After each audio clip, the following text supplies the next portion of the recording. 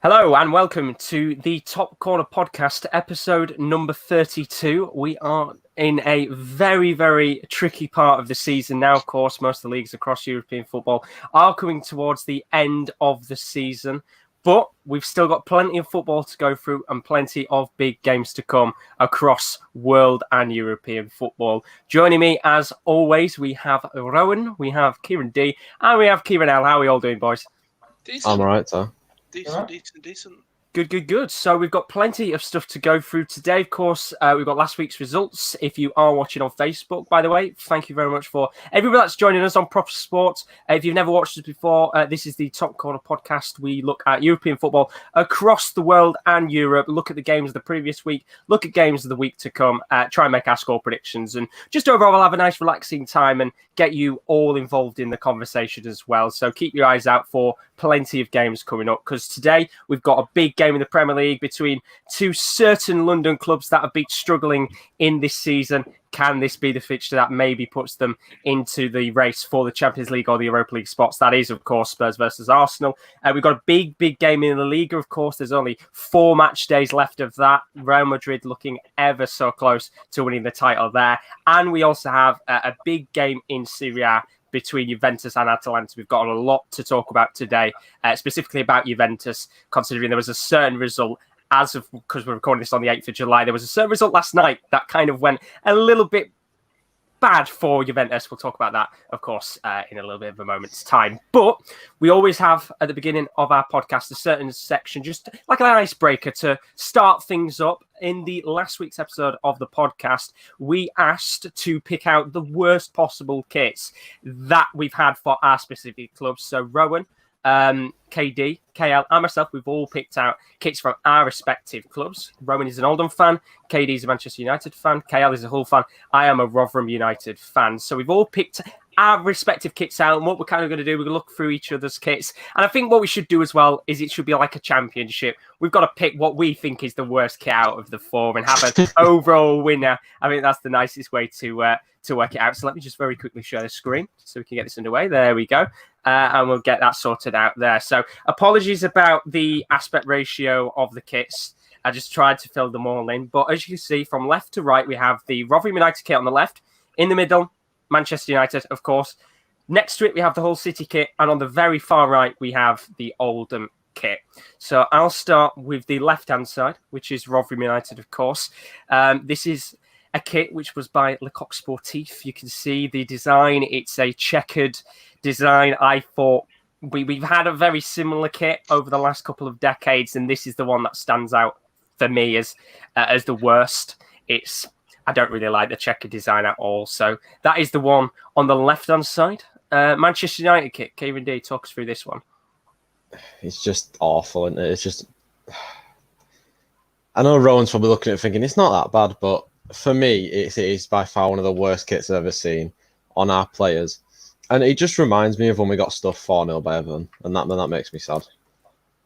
And you've also got one of your worst players in the kit as well, so even better. 2 for 1 there. On the right-hand side, we have got Hull City's kit. Kieran L., what do you think about that specific kit? As we said earlier, me and Josh were talking about, this is the 1992 to 1993 kit. I, as a human being, don't mind the kit, actually. But I know people who like basic, sleek designs, like Chelsea's just plain blue, would absolutely hate this because we're walking around looking like a live, living Rory the Tiger. So I understand people's problems with it. But yeah, it's kit by match winner. I actually don't mind it, but I kind of presumed what other people would hate, and that was what I came up with. So that is the kit. I think it very much looks like just... I think that's kind of what looks like you'd expect of Hull City. If Hull City became Hull City Tigers, that's probably the kit they'd make up if you change names. That's understandable. I can understand that. We kind of got close this year, but it was just across the chest rather than all across the kit like that. Maybe you might have a return to that in the future. Who knows? There might be someone out there who looks at this kit and thinks, this is the way that Hull needs to go.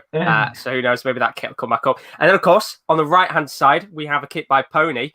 For Oldham, talk us through this one, Ro. Yeah, well, Oldham have either got like red and white stripes, or orange, or the blue kit.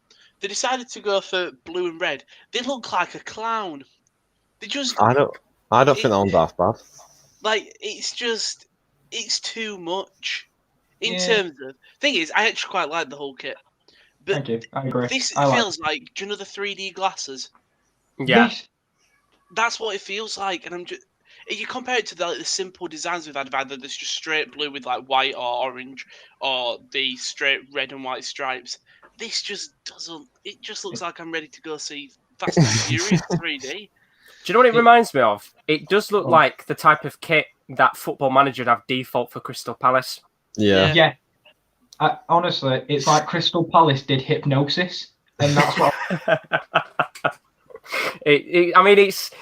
I do get what you mean. The choice of colours, the blue and red. Even now, this, of course, like when you look at the kit, it's not the proper kit itself, but the colours are very not hypnotising, but you get where I'm coming from. Yeah. It's a weird choice. If we had to pick between the four kits, and we're gonna do our like own individual rankings, and we see which ones like has got the most common spots.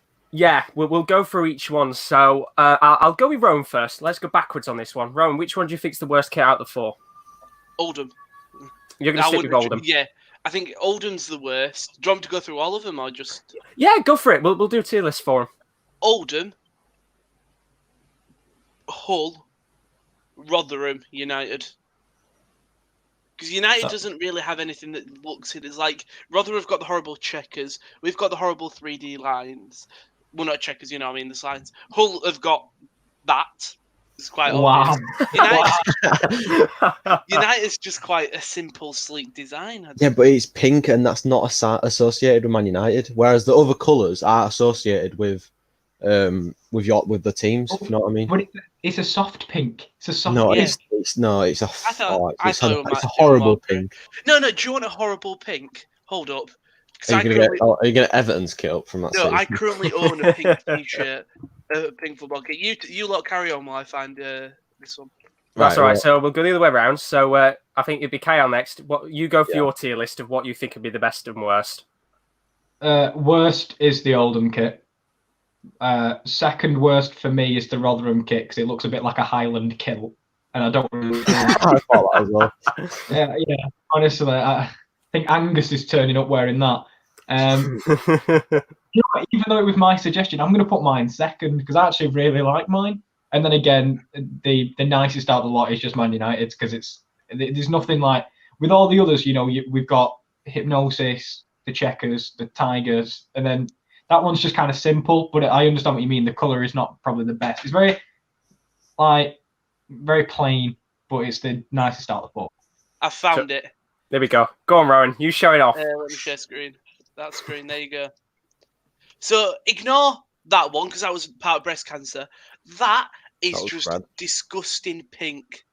And look, you've even got James Tarkowski modelling it, That and looks even red, he can't make it look nice. Is that So, I that pink? It looks red. No, is proper pink. I'll be back while you lot to your list. That's all right. So I haven't seen it yet. There we go. It's just coming up. Oh yeah, I get what you mean now. It's just come up on my screen because of course I've got my screen up right now, so I can't see anything. But I do get what you mean. So we'll have nearly a clean sweep here for Oldham. Is it going to be 3 in a row? Kieran D, what do you think's worst to best? Can we have the kits back up? If somebody could put it back up. Right, I've put it back up. I've come back up. Right. There we go. I think the whole kit's the worst.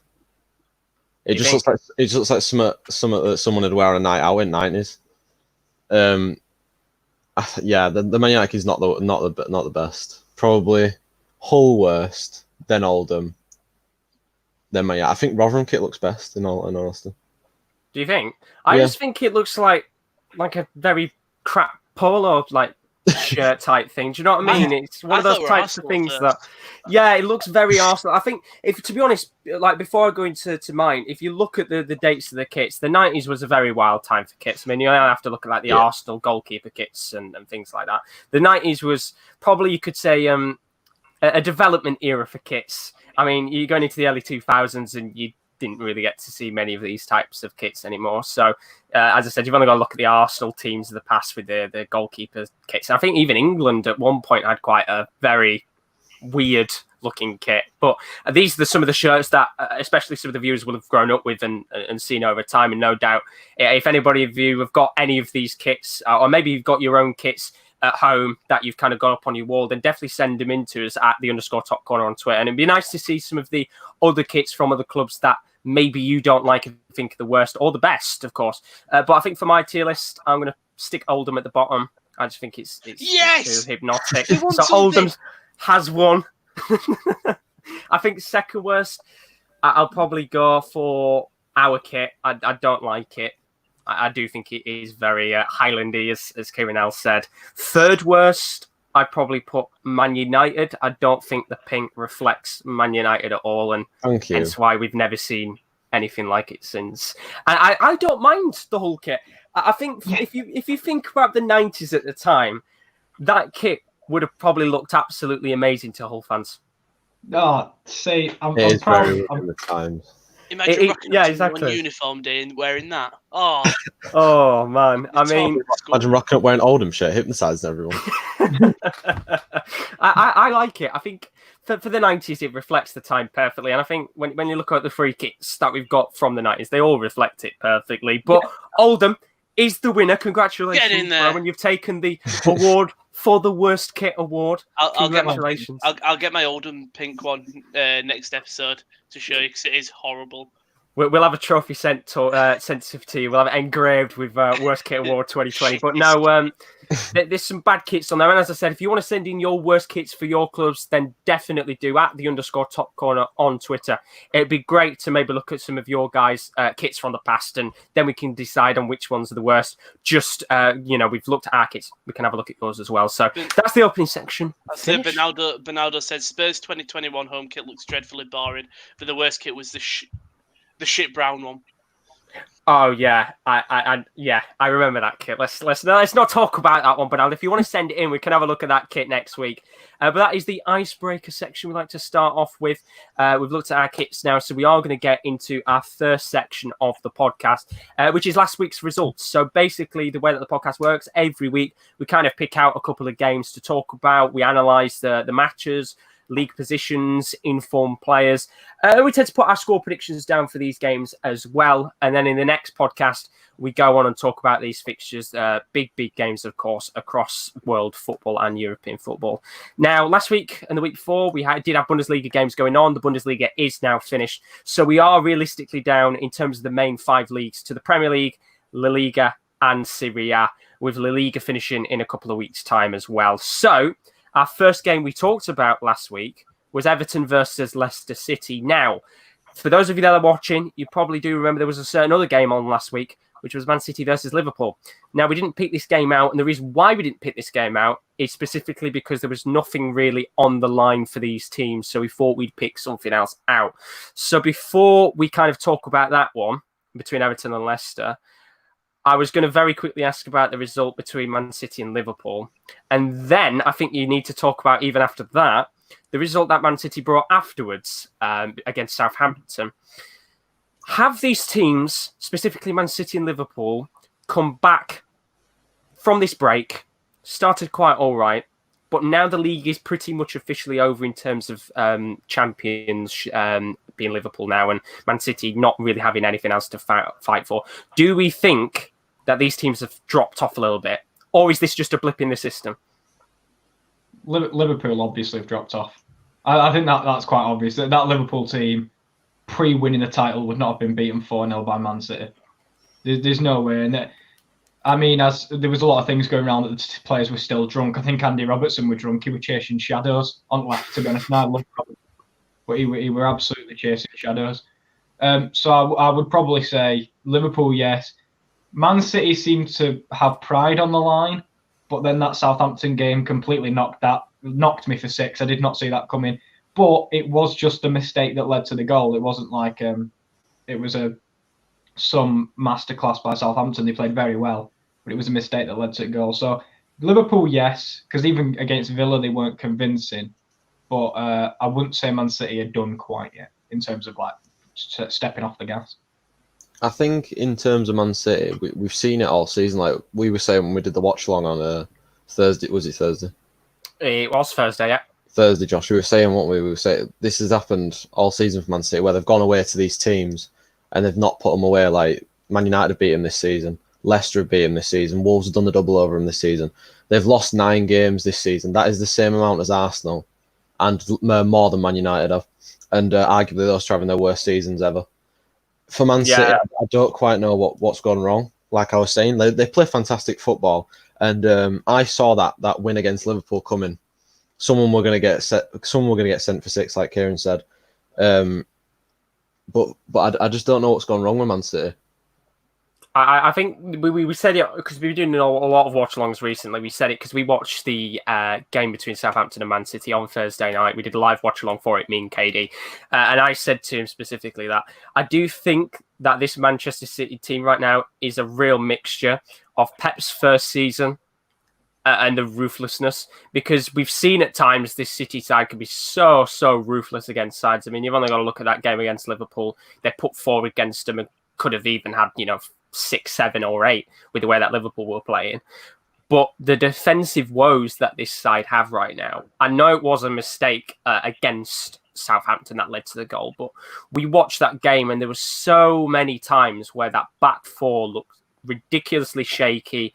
They were giving terrible passes away, and there was a few opportunities where we were saying quite easily that all these chances Man City had, they weren't burying any way, and all these little opportunities Southampton had, if they buried one of them, they could have been 2-0 up to the good. And I just think it is a mixture of the two Manchester City teams of the past, in my opinion. That's why Chelsea beat them. Pretty much that Mendy mistake where he was in the middle with, I can't remember who it was. Was it Fernandinho at the time? Fernandinho. He was in the middle, and it's just defensive. I do think for as much money as Man City spend, they still have not found that centre-back next to Laporte. They still haven't found that guy. Whenever I feel like we talk about City, we always talk about defensive problems of how they've tried to sign people and they've never worked. But just got on the result quickly. Do they really care? Season's done for them. Pep Guardiola will care. Well, the players, regardless of you, I know your manager should make these players care, but the players will think, well, there's nothing to play for. I'm not going to add anything to my resume, if you know what I mean. I think they're secured second, aren't they? Yeah, pretty much. I just feel like probably the players won't put as much effort in as you'll see. I disagree. I think because it's Pep Guardiola and he's a motivator, he's a perfectionist, he'd want to win every game. He'll drill that into his players that they should win every game. But as we talk about, like Rowan said, City's defensive problems a lot, I think they've got a massive problem at the top of the pitch. Me and Josh were saying on Thursday night on Watch Along, Gabriel Jesus missed about 4 or 5 clear-cut chances that Aguero would have stuck it back at net without any question. For me, he's a very questionable. If they're going to rely on him to be the next Aguero, the next number 9, he's got to buck up his ideas. He's got to really knuckle down and get on with it. Now he needs to become Aguero now, because Aguero's not getting any younger, and he's not going to be a 30-goal season striker every season. Sergio Aguero. At the moment, unfortunately not. At the moment, Jesus is a squad player. He's a very good squad player. Trust me, you'd love having him on the bench because he will come on and not score you the odd goal. But you saw this when Pep first brought him in and he tried to start him. He just had to revert back to Aguero because he wasn't the same striker as Aguero is. And I mean, they're also going to lose David Silva, who's been an elder statesman of the team for a long time. You'll lose his leadership. You'll lose his knowledge on and off the pitch. So we saw what happened when they lost Company. There is a sort of changing of the guard at Man City, and I think Aguero. It all depends on this week's announcement whether they get Champions League or not, because that's coming in the coming week. So we might see a few. I mean, the fact they've let Leroy Sané go is. I mean, I know he didn't want to be there, but for me, he'd chip in with a lot of goals for his age. So I agree that there's not problems everywhere for Man City. But then Fernandinho. How long's he got left? Because he's been going and he's like 32, 33 now, is it? 34. He's looked very shaky since the restart, Fernandinho. Because me and Josh were saying again on the watch along Thursday, make sure you tune into all future watch alongs, as Josh said earlier. We were saying that Fernandinho looks like he's lost a yard of pace. He's been reverted back to that defensive midfield role as they've got Eric Garcia now to play at centre back, and maybe it's a versatility problem. Maybe he's not set out to be there. Maybe he's more used to being a centre back now. But I just don't know what it is about Fernandinho. But he just doesn't look the same player he did. Maybe of course it's when you get older you get less slow, Leicester. You lose that yard of pace. But it looks like he's lost about 4 yards of pace. He was never the quickest, but he doesn't look as sharp and as switched on as he was earlier on in the season. And talking about teams that have lost a yard of pace, of course, Leicester City. Now, this was one of the games we talked about last week between Everton and Leicester City. This was played, I think, on Wednesday night, just after we'd done the podcast. Big game, this one, of course. Everton, Carlo Ancelotti. They've started to look a little bit more reformed as a team, looking to push towards those European spots, even if they are a couple of points out from them. But Leicester City, they got a result last night against Arsenal, 1-1 draw. Bit of controversy in that game in terms of red cards and that. But the game beforehand was a massive match against Everton, and they lost that game. Now, in terms of this game on Wednesday night, it was very, very dire position for them. In fact, they were 2-0 down quite early on within the first 20 minutes of this match. Gylfi Sigurdsson getting himself a penalty to get second goal. And before that, Richarlison, who has been a little bit quiet as of recently for Everton, getting a very important goal, not just for Everton, but for him to really start boosting up his confidence again, goal-scoring wise. 51 minutes in, Iheanacho, he was able to score a simple tap in. He's been doing quite decent right now for Leicester City, of course, moved from Manchester City, I think last season or the season before. And he did give them a bit of potential to come back. They had plenty of other chances, looked really good in that second half, but ultimately dropped points against Everton.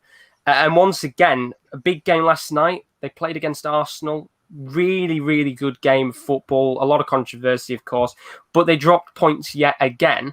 And now with the way that the league's looking, they've actually dropped down into fourth place because of the drop points. They're on 59 points.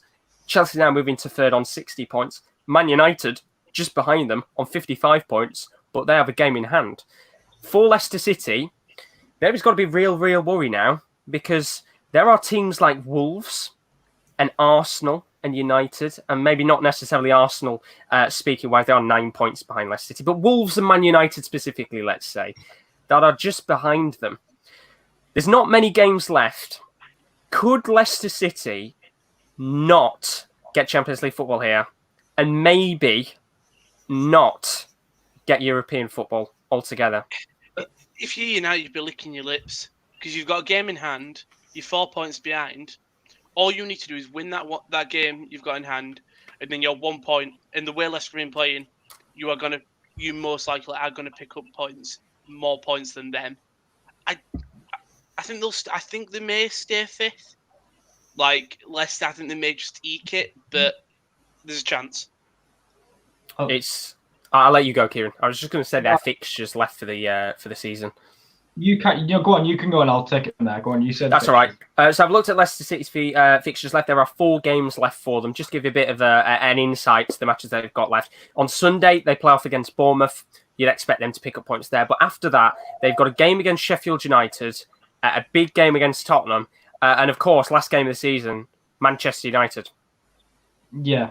So for me, it depends, because if we're saying Champions League football, if we go off what the UEFA rule, it will be that fifth gets Champions League football due to Man City getting banned. However, if I think what's going to happen, which is Man City pay their way back in, and then they get given it, they will end up in a European spot. But for me, Leicester have shown not their naivety, that's not the right word, but clubs like Man United and clubs like Chelsea are all ingrained in fighting for Champions League. So this break I don't think has affected them as much, whereas Leicester are kind of new to all this. So their players aren't really used to the pressure, apart from that one title winning season, and they've not been back up here since. So I just think there's been games where they've just not looked the same. The game against Crystal Palace, the intermediate one between the Everton and Arsenal game, was the best we've seen of Leicester so far. But it's Crystal Palace. It's not the teams up near the top. So I struggle to see whether they can get a point against like a tough Mourinho side who will just be defensive for 90 minutes. And I don't actually think it will go down to that final day. I think United will have secured 4th spot by that point. Do you think? I mean, there are some big games at the end of the season. Of course, the real 2 standout fixtures are Chelsea versus Wolves and Leicester City versus Man United to come in the next few weeks. Chris is in the chat. He says, "Hi lads, hope you're all well." He says that he thinks Wolves are now out of the race for the Champions League with Arsenal beating them. And he's agreeing and basically saying he thinks City will win the Champions League ban personally, which means Fifth will miss out on the Champions League. And then back to the Wolves point, he says he thinks that Wolves have to win the Europa League if they want to get in the Champions League. I was going to say, if you look at Wolves, sorry, Kieran. I was going to say, if you look at Wolves' fixtures, they've got some tough, because it's a lot of the teams. So you've got Sheffield United, Everton, Burnley, Palace, and then Chelsea. They are tough games because they're all around Wolves. Sorry, Kieran. No, I think we've spoke. Do you think Wolves have a chance of winning Europa League though? I think they have a chance because on the day, Wolves can beat pretty much anyone. I mean, look at them. They did the double over Man City, and people argue that they're the best team in Europe. Well, I think they need to get past Olympiacos first because the first leg they weren't necessarily convincing. It's really hit or miss with Wolves, I think, because they'll perform like that against City, but then obviously last week they lost 2-0 to Arsenal, but they looked really lacklustre. It just like Josh said, they're not past Olympiacos yet. It was 1-1, wasn't it, the first leg? 1-1, very tough game. Obviously, it's back to the Molineux. I think are the second legs being played at the respective stadiums? As far as I'm aware, they're trying to. I know Manchester City's game against Real Madrid is still quite up in arms where that's being played, but as far as I'm aware, the second legs at the round of 16 should be played at neutral not neutral venues, played at home grounds. Yeah. So there is a likelihood that Wolves will be playing, of course, their game against Olympiacos in England, which will be a big thing for them. But I just want to move to the other side of the table, of course. We've talked about Leicester City very slightly. What about Everton? I mean, 11th place, which realistically speaking sounds quite bad for a club like Everton. We've already expected them to be towards the top 10 and probably around 6, 7, 4, 8. But 44 points, they're only 6 points away from Arsenal with a game in hand. If they win that game in hand, they'll actually go into the top 10 ahead of Burnley. They have got some pretty decent fixtures left to come. Tomorrow they play Southampton. They've got Wolves still to play. But after that, they've got Villa, Sheffield United and Bournemouth. A really nice run of fixtures. Apart from Wolves, none of the top 6 or 7 left to play. Can they do it? Can Everton squeeze in right at the last second? No. And get a European spot? Nope. No. Nope. Kieran, what are you thinking? I'm going to go with no, but I think I spoke to Kieran Dillon. Everton must be the most infuriating team on the planet to watch because they have so much potential. And I believe now with this manager, there've been times where, do you know when we used to speak about the Premier League, you'd have the top 6 and then the best of the rest? Everton were the best of the rest for a long period of time. And they've been trying to make that jump to really compete with the big boys. But every time they face a big team, they just look like they've got no confidence. They look as if they don't believe in themselves that they're going to win. And there must be something ingrained in their squad of players that I just don't think they've got it in them. But I like the future under Ancelotti, so maybe next year. Bernaldo's agreed. He says, considering Everton's summer transfer window last year, I thought they'd be a top 8 team. Of course, they've had a lot of managerial changes in the background. We know that Marco Silva was originally there, which feels like a very, very long time ago when you think about that. Then Ancelotti came in, but before that, it had Duncan Ferguson on that interim manager role, which he did quite well in, even if it was a short period of time. Looking ahead towards next season, there are some big names being linked with Everton, which you would expect with a manager like Ancelotti at the helm. You know, names like Adrien Rabiot of Juventus. And I think even higher up, there are big players like Allen of Napoli already being linked. Without European football, is that going to be a problem for Ancelotti and Everton, bringing in those players? Or do you think he has the pulling power to get these players to come and really kickstart this project?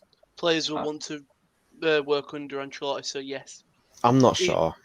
It depends. If the players who are not consistently getting, if they may be getting 10 minutes here and there in the Europa League, European competitions, probably because you think maybe I'll go to Ancelotti.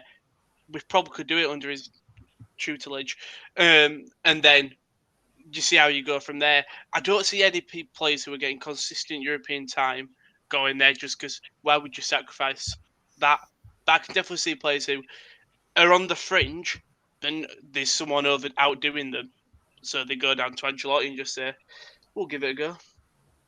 That's literally that's what I honestly believe. I think Ancelotti's got the pulling power, but also the people you just mentioned there, they're not cast-offs, but Alan had fallen out with the owner, so he doesn't start in the midfield anymore for Napoli. You've got players like Rabiot, haven't really started all year. Scored a great goal the other night, but hasn't really been playing. People like James Rodriguez hasn't found a home at Real Madrid because I know he's been linked.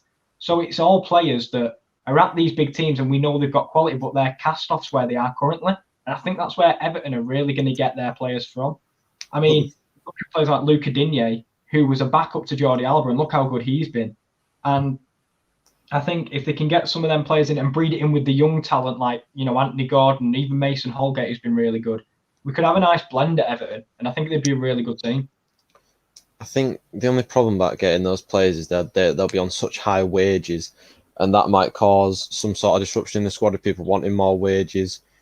Like Adrian Rabiot is obviously a fussy character. He's got a bit of an attitude around him. James Rodriguez is not going to want to come in for double digits a week. He'll want triple digits. There's a lot of players like those three players that we said: Rodriguez, Allen, and Rabiot. They're all going to want, I think, about 125 grand plus a week. You say that, but don't you think that some players may see playing time over the money? They've already made a nice wage. Why not? Nah. Don't you think? No. How many people moved to China? They didn't move there for playing time. I can promise you that. So I know, but I'm on about you're comparing China to the Premier League. Yeah, no. It guarantees you're playing in the Premier League. Like, do you think Everton need to sell to buy? I know they've got loads of money. They apparently they have loads of money, but I don't know. There'll probably be a lot of dead weight being shifted on in the club. I mean, with the quite recently we had all of the player contracts that were sorted out and people leaving. Nias left, Stecklenburg is moving back to Ajax. I think there's a lot of dead wood at Everton that's going to get shifted on next season. I think they just need to buy in the right areas. Like we see every year they buy a mass in the same area. Like there was that year a few years ago where they bought about 7 number 10s, or they just need to buy in the right areas. For me, they need a right back to replace Seamus Coleman. They need another striker back up for Richarlison and Calvert-Lewin because them two can't play every game. And they need another midfielder. Do you think they make Jibril Sidibe permanent? Because I know he's actually not been great since he came in, but at least he gives you numbers in that position. Yeah, Seamus Coleman's getting on a bit. He's still a good right back, but they need someone who's at equal quality to Lucas Digne on the other side. I won't be against them getting another centre back either, because Yerry Mina's always injured, and as I think we've said about John Terrell, he's a good player when he's not on crutches. But when he's on crutches, he's useless. I think they've done well though defensively, Everton. Like they've not conceded a lot of goals since Ancelotti's come in because Michael Keane and Mason Holgate are really holding that centre back partnership down. They've done really well. Yeah, Michael Keane, the development as a player from the shambles we saw, politely the shambles that we saw under Marco Silva. And Marco Silva's sides have never been good defensively. He's never learned that zonal marking off corners doesn't work. So now under Ancelotti, he comes with that Italian philosophy of really good defensively. I think for some reason he has turned Michael Keane into a pretty decent centre half, which I never thought was possible since he signed for Everton. And even when Yerry Mina comes in, he's looked quite solid as well. So it'll be an interesting time for an Everton fan, of course. No FFP, as far as I'm aware, means that could play into their hands. But also at the same time, they've still got preparations ahead of their new stadium. So they will want to probably spend a decent amount before they do get the stadium stuff sorted out. So then they can transition into that and not have financial issues of trying to sign players at the same time as sorting out the stadium problem. So that is our first game. Everton versus Leicester City, of course, that ended 2-1. We are going to talk about one of the big Premier League fixtures between Spurs and Arsenal a little bit later on. But now we're going to move over to the Serie A. And we talked about a certain game last week that could have easily been a standout for game of the week, game of the season. I think this one is also another incredible shout for game of the season as well. Now, we spoke last week about AC Milan, whether they could maybe get back into Europe or not. And we said they've got a very, very tough job on their hands if they want to. Some tough fixtures to come against Juventus, of course, which they've now played, Lazio and Atalanta and clubs like that linger around the top 6. And if you're going to put a marker down, what a way to do it. 4-2 against Juventus. Now, if you didn't watch the match, I would highly recommend going on YouTube when you can, look at the highlights of the game because it was a brilliant, brilliant match to watch. Now, the first half was quite dead. It was very tight, very even, and it was expected that in the second half, both teams would come out and really go for it, and they absolutely did. It was Juventus who started first, and a certain player who has been linked to Everton, Adrien Rabiot, opened the scoring. It was a fantastic solo goal by the Frenchman who hasn't been getting a great deal of time in Italy, but that was a fantastic goal to really kickstart the game. And it got even better for Juventus because a certain someone called Cristiano Ronaldo picked up his 26th goal of the season, simple tapping for the Portuguese player. And it looked like Juventus were going to run away with it pretty much. Now, this is where things got really interesting because 62nd minute comes around and we have a penalty which is given to Zlatan Ibrahimovic, who has been a very prevalent figure since his return to AC Milan. He slots it home. Brilliant. They're back in the game. Then what came afterwards was just 10 minutes of absolute madness and really, really poor defensive play from Juventus. It all started off with Frank Kessie, who really used his lovely technical footwork to dance around the defence and score. This was 4 minutes, by the way, after Ibrahimovic had scored. So this was the 66th minute, 2-2 to AC Milan. The game was all square. 1 minute later, and I'm talking probably less than a minute, I'm probably say about 40 seconds, if that, after the kickoff, Juventus take it. It goes straight into the path of Raphael Leao, who bombs forward, smashes it in the back of the net, and 40 seconds after being equalising, making it 2-2, 3-2 up AC Milan. An unbelievable game that got even better. 80th minute, one of their star players who's been outstanding. And no doubt I'm going to ask the question, and I'll be very surprised if any of you guys say no to this. Ante Rebic made it 4-2. Lovely finish. Should they sign him up permanently or not? Because they do have a clause in his contract to bring him in. Yes. Yeah. I'd have been very shocked if some of you said no there. Yeah, I love Ante Rebic. I think he's quality. So, yeah, they might as well sign him up permanently. Yeah, it'd be silly to miss out on a player like that. He's quality. I mean, he's been absolutely exceptional for them, playing off the left, playing at striker. And this game, he was an absolute menace all match long to Juventus. Now, a result like this would usually be quite a shock to the rest of the league. They'd be very happy with that. However, what we'll talk about a little bit later on is two certain other teams that were fighting for the title that might have also dropped points as well at the same time as Juventus. So even though this result could have been a pretty big thing for Lazio and Inter Milan, when we go into our this week's fixtures, in a little bit of a moment's time, we'll talk you through their results and why, in actual fact, when you look at this game on paper, it doesn't really affect Juventus as much as you would have expected it to, considering how tight the title race was before. As for AC Milan, last week, we said maybe their chance of getting into Europe wasn't going to be a great chance. They're now sat in 5th on 49 points.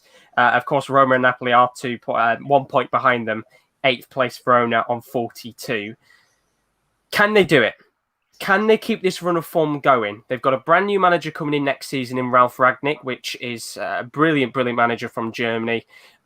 He's also going to be taking over as the head of development as well of the club itself. So if anything, they would like to get European football.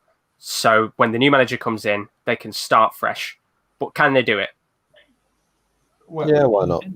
Yeah, now, because I think we all expected them to lose this game, which they didn't. Looking at the table, it's a 2-horse race between 3 teams, really, because I'm going to cancel out Hellas Verona. My apologies, but you're 6 points behind. I know there's a long way to go, but it's between Roma, Napoli, and AC Milan.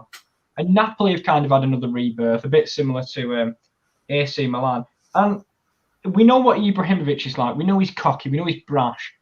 And he said, obviously, since he's come in, their form has took a turn. It's not maybe just due to him, but since he's come in, he really has made a difference, no matter where he's been, be it on the sideline, be it on the pitch.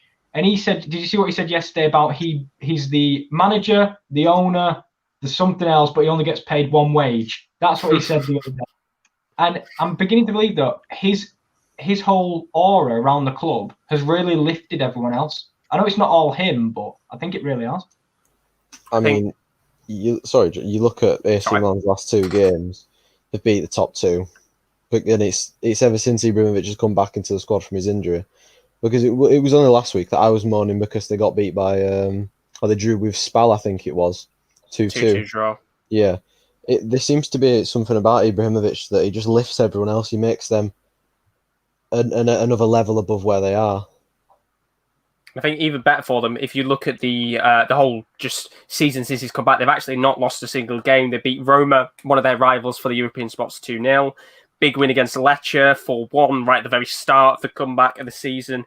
And they look really, really on form right now. And I think a certain somebody else needs to be given quite a bit of credit, and that is their manager, Stefano Pioli, because I feel sorry for him in a way that already, considering you've just beat Lazio 3-0, and you've just beat Juventus 4-2, that out of nowhere the news comes out that you're most likely going to get kicked out of the door at the end of the season because somebody else is coming in.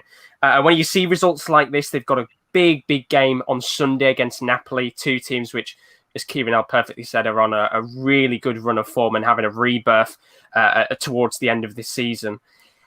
Doesn't it feel kind of harsh in a way that there's already somebody new coming in when you've just seen a manager who's beat two of the big sides? Would you not want to surely give him a little bit longer? Because if they can go on a run of form for the rest of the season, they've got Parma, Bologna, Sassuolo, Atalanta, Sampdoria, and Cagliari to come, which, if you look at the teams on paper, quite a lot of those sides are struggling right now in Serie A.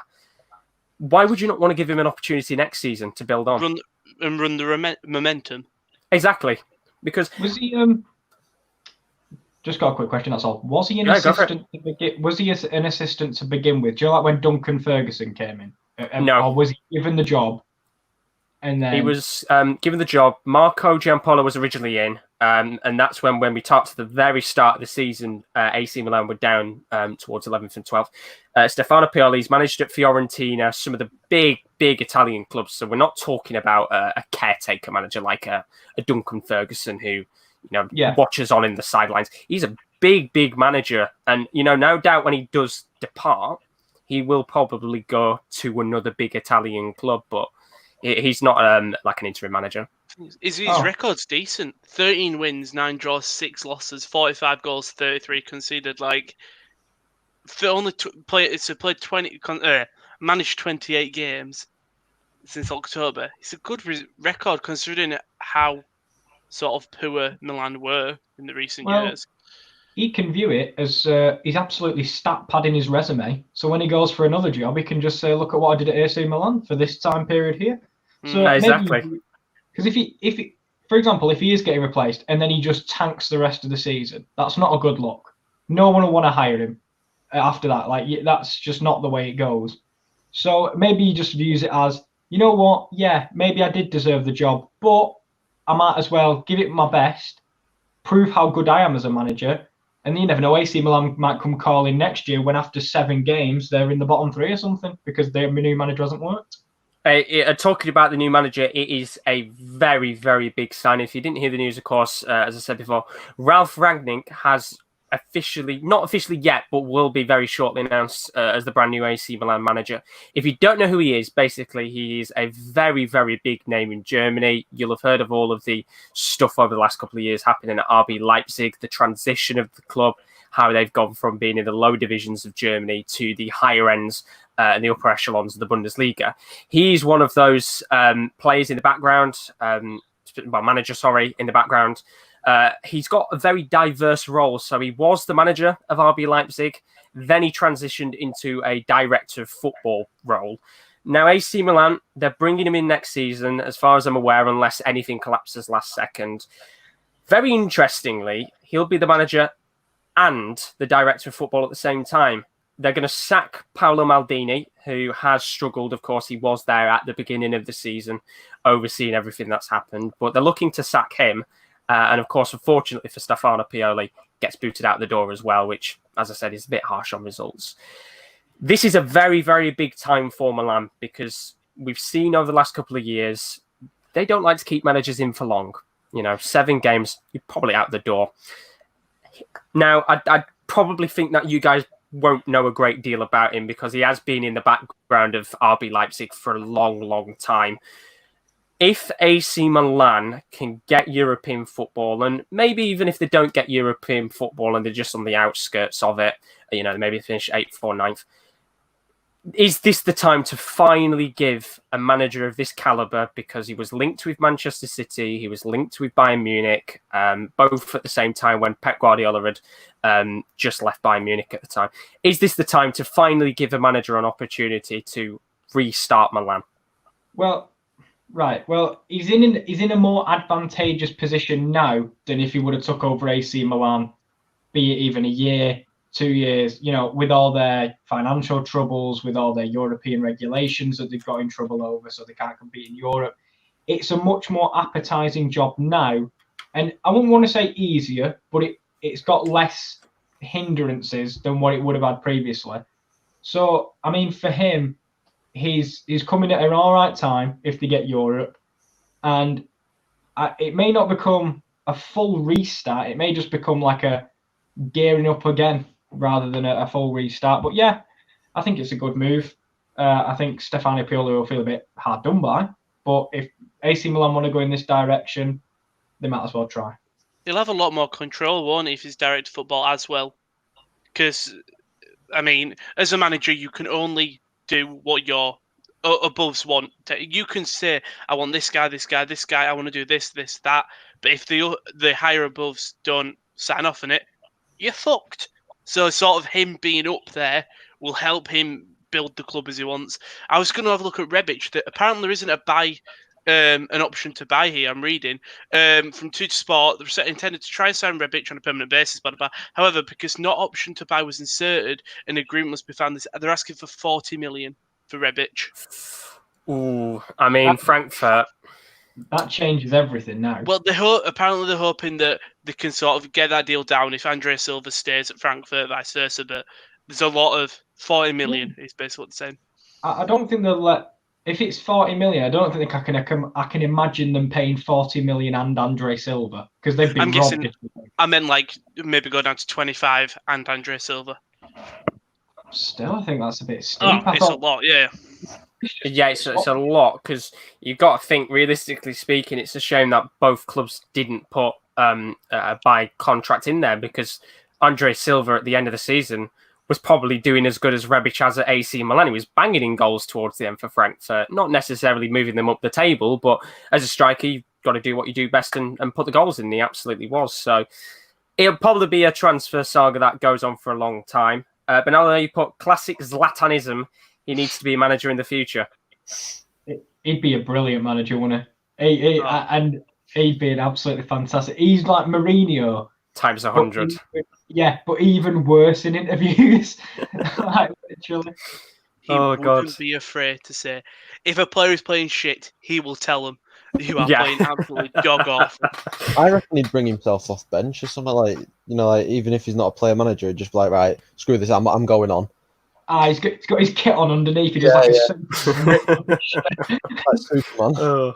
I mean, even last night, he was standing on the touchline towards the bench area, directing players what to do. And he was behind Stefano Pioli, very similar to how Ronaldo was doing the same at the Euros. He was kind of guiding the players. And great news for them. He has signed a contract extension. Of course, you'll be aware he was only there originally till the end of the season. He's now re-signed up till January time. So they have got him for a couple more months. And they've got him, of course, when the new manager comes in. So it could be good times for AC Milan. Or it could be Groundhog Day for the 7th year in a row. We'll have to find out next season. So that is Serie A. We'll be back to that in a moment. Of course, Juventus, another big game coming up. And what a game this one is going to be. Mouth-watering tie against Atalanta to talk about in a little moment's time. But we're going to talk about our last game. La Liga title race. Real Madrid, Barcelona, they have been battling it out pretty much for the entire of the season, desperately trying to nick it. Of course, Los Blancos haven't won the title now for 3 years. Barcelona trying to extend their run at the top of the table, but that ended a couple of weeks ago because Real Madrid have been firing recently. And there is one player we need to talk about. Athletic Bilbao 0, Real Madrid 1. And there's a certain centre-back that is doing a very good job right now for Real Madrid, and that is Sergio Ramos. You'll have heard, of course, he broke the title quite recently for the highest scoring defender in La Liga, taking over Ronald Koeman. Incredible stat. And now with this penalty, which he scored quite late on in this game. Of course, it was a big, big game. Bilbao looking to try and push towards the European spots. Of course, with their Basque squad, Real Madrid trying to scrape every last point that they can to get the title. Ramos came up trumps again. 10 goals this season. Double figures for a centre-back. And with that, they're now 4 points ahead of Barcelona, who did beat Villarreal 4-1. Great game of football that was. It's got to be over now, hasn't it? Surely. Real Madrid have got to have got the title. How many games are left? 4 games with a game in hand for Real Madrid, I think. Well, it's looking that way. Probably game in hand is probably the thing that wins it from, innit? Yeah. It's just unbelievable that some teams don't have a striker who can get double figures. Real Madrid have a centre-back who's getting double figures. It's just insane. Penalty merchant, indeed. He is their second highest scorer this season, Sergio Ramos. But the crazy thing is, he's not just a penalty merchant. I think last week he scored free kick as well or something like that. He's an absolute animal when it comes to set pieces. It's mental.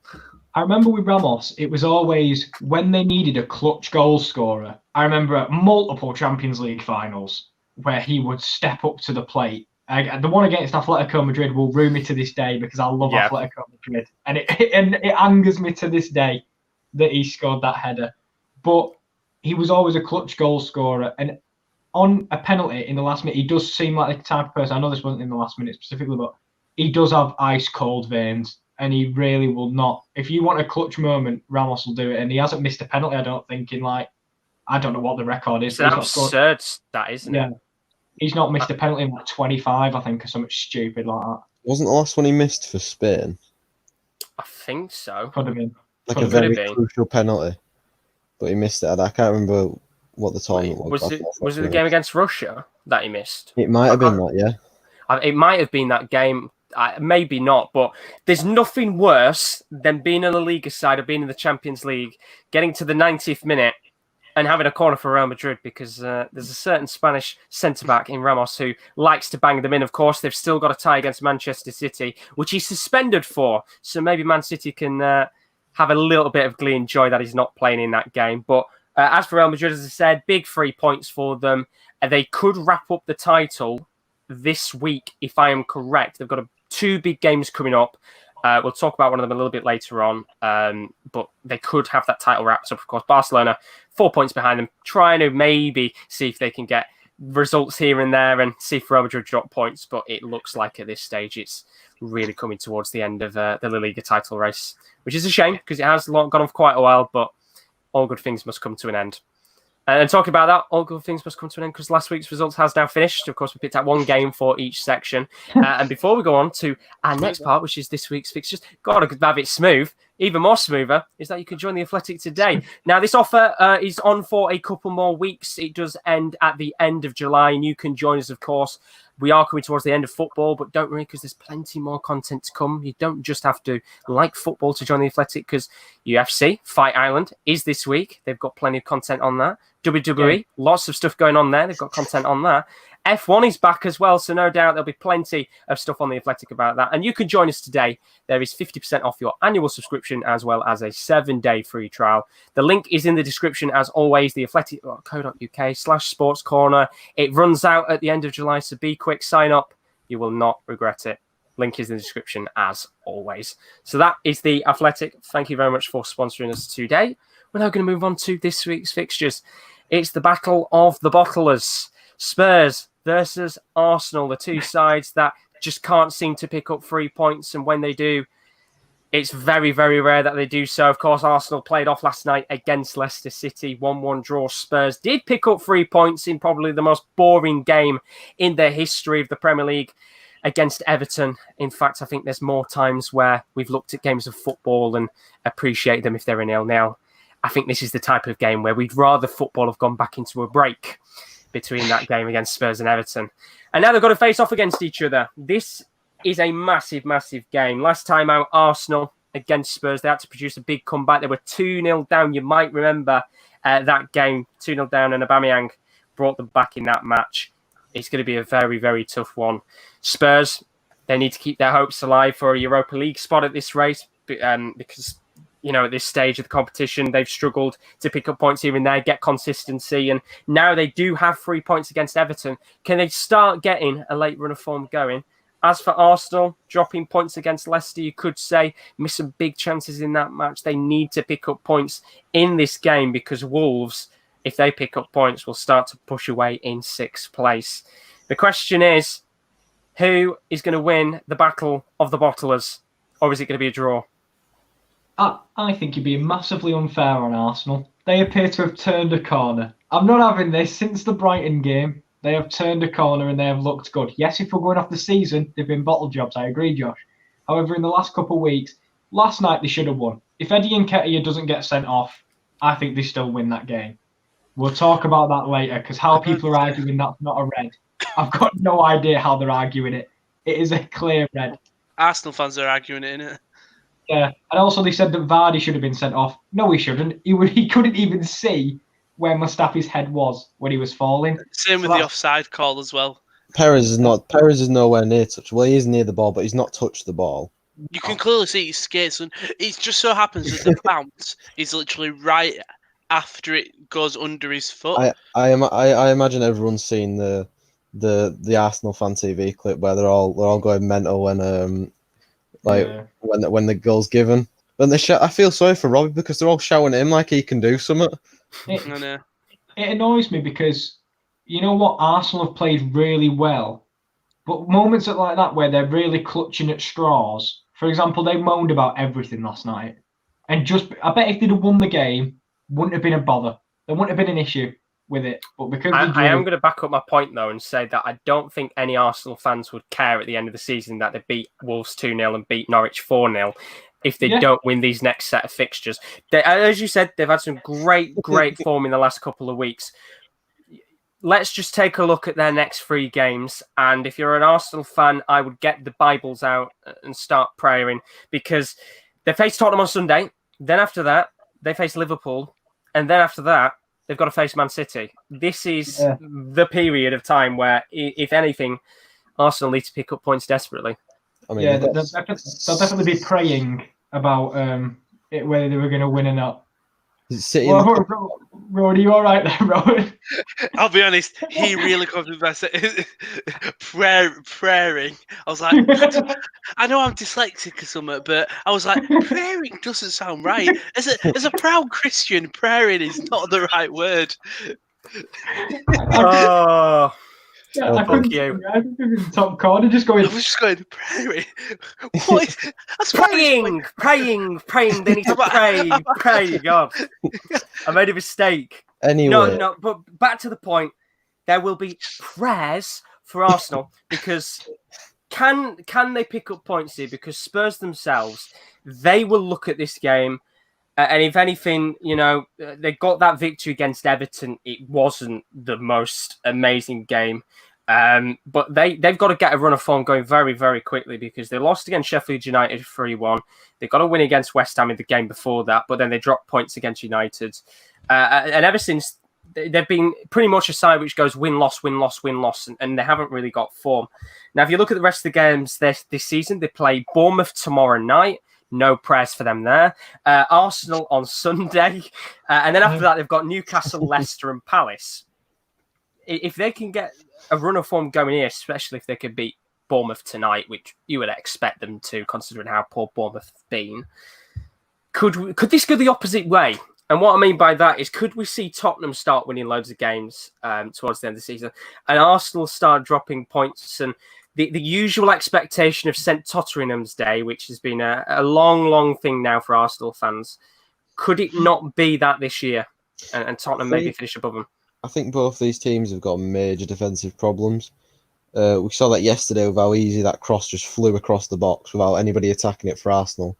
Defending it for Arsenal, sorry. For Tottenham, we saw how they defended against Sheffield United, just all standing there while Moussa put ball in the back of net. They've both got massive problems, but since Arteta's come in, somehow he's made that defence a little bit better. From Gary Neville saying it was uncoachable to him keeping a lot of clean sheets this season, especially in the second half of the season. They have got better of Arsenal. Spurs haven't got better. But I can only see Spurs winning this game. Do you think? Mm-hmm. With Spurs, it's like, for me, even in that win at Everton, they did not look impressive at all. But No. once they get a lead, they just sit 10 men behind the ball. And it's just the way Mourinho plays football. And he hasn't changed over time. And that's, the thing is, that's why he gets hounded out at clubs. It's not that he doesn't get results, it's the way he gets them. Because the thing is with Mourinho, you don't mind getting results like that if you're in the bottom 5. I mean, Norwich would pray to go 1-0 up and be as good defensively as a Mourinho team. But when you're up fighting that time, you want to win, but you also want to win with a little bit of style. And obviously, there's an extra spice behind this fixture due to bloody Arsenal admin bantering off Spurs because they got beat at Bramall Lane. So then they started piping up because they won in the cup at Bramall Lane. So that's extra. And Mourinho, of course, took offence to that. So it will be a spicy game. I'd like to see Mourinho and, do you know, like Wenger when he pushed him over? I'd like to see Mourinho just push Arteta and just start scrapping on sidelines. It's a shame there's no social distancing. Swip out the boxing gloves. Just have it off. Like Bernardo said, Eric Dyer's got his 4-match ban, hasn't he? He has, yeah. That came out today, which I think and Mourinho's not contested ludicrous. So maybe Alderweireld and Vertonghen might play. Oh, is that the 4-match ban for going into the crowd to defend his brother? Yep. Yeah. That is pathetic. It's the stupidest thing, isn't it? It's mad because you've got to put into context. Bernardo Silva got a 1-match ban for the jokes he made with with Mendy, Perez, Bernard. I can't get my words right. With Mendy on Twitter, and then there was a 2-match ban for somebody else. For something else that was much worse than defending your brother. It's the whole system of the FA is just ludicrous. Yeah, that's the best way to put it. There's problems like that up and down football. I mean, the fact Wigan have got a 12-point reduction with 4 games to go, it just doesn't feel right. But they've got their set of rules, and I think their rules are so. What was the reason he jumped into the crowd? I can't remember because it was something to do with his brother, but I can't remember the specific what happened. Didn't he have like a poor game or something, and they knew his brother in the crowd and they started berating his brother and sort of having a go at him. So Dyer just sprinted up and went, "What the fuck are you doing? Yeah, why are you having a go at my brother?" Yeah, he's when not they playing. lost to Norwich in the cup. Penalties, wasn't it? I think. Do you know what this thing is though? Still for me, a yellow card for jumping into the crowd to celebrate a goal and taking your shirt off again. There's just weird little laws like that I don't really get. Because if you're telling me in the 95th minute if you score a winner, I'm pelting it to Rose Ed. I don't care where I'm going. Taking your shirt off is a stupid rule. I understand the jumping in the fans because there's health and safety crap with it. But the taking off the shirt is I genuinely think the most stupidest rule in football. Like, oh no, he's got his nips out. Get him off. Get him off. Well, this is the thing. But if you've got a sports bra on, like Tom Eves, wait a sec, there he is, covering all the nipples. It's like, I don't understand it. This is a genuine question. Is it because nipples are on show? Yeah, bud. Probably. Because it is, just tape your nipples up. Genuinely. If you know you're going to score a goal, get them tape on just so you can do it. Do you know what I don't get? Well, they don't give yellow cards to streakers, so why should players get yellow cards? Oh yeah, instead of police taking them off, they just stand in the middle. Yellow card, red card them off. See you later. I'd just like to see all the players slide them at the same time. Oh, I just want him to point down the tunnel next time and go off. We've lost to Josh, so he's gone to street to get the yellow card. Is it Tunnel of Death where like everyone's lined up and you walk through all of them? I thought it was a guard of honour. I love in the background. You can just see Josh's problem. We'll minimise his. We'll take rid of his screen just while he gets that sorted. We've done it. It's ours now. We finally. Right, so we'll just go through the comments. I don't have a clue really in this game. Could well end up high scoring draw. Won't surprise me. Premier League fan channel said hello, friend. Hello. Praying for Bernardo Mendy. And Bernal said Jed's fine, it's a poor penalty, and they were early in races saying to Jedson and follow Portuguese man to Dyer. Yeah, obviously back from Eric Dyer's sporting days there. So they give him a 4-match. Josh is shaggy. Yeah. My camera's gone. I don't know why. I don't know why I'm shaggy either. For anybody who's listening to this, to give you context, we're using a website called StreamYard, and Rowan set his picture originally as a picture of Shaggy from Scooby-Doo, and now I'm that picture, and I don't know why. It's because we all share the account, don't we? Yeah. Apart from... Oh, and he's gone again. Anyway, for that 4-match ban, if he was defending racism, then that taking the knee means nothing, because that he literally was stopping that from happening. I mean, and they've given him a 4-match ban. A big talk about taking the knee. It happened in F1. So Lewis Hamilton, in all of his interviews, we're talking about obviously Black Lives Matter, and we're all about taking the knee. Go on. Oh, and I agree with taking the knee, but you can't give someone a 4-match ban for defending racism, like and so attacking. All the players, all the drivers, more or less all of them, but there were some people who didn't take the knee, and then they were getting, what is sort of your opinion? The drivers went, I fully support Lewis and everything. I'm not taking the knee. It's a very contentious subject, isn't it? Like, it's hard to talk about, but like, let's say football. Do you think, obviously, players would do it, but how would you react if a player didn't do it? Is what I'm saying. Like, I think at this time you should do it, but I think you should take the knee. And also, I don't see how you can give someone a 4-match ban for attacking a racist.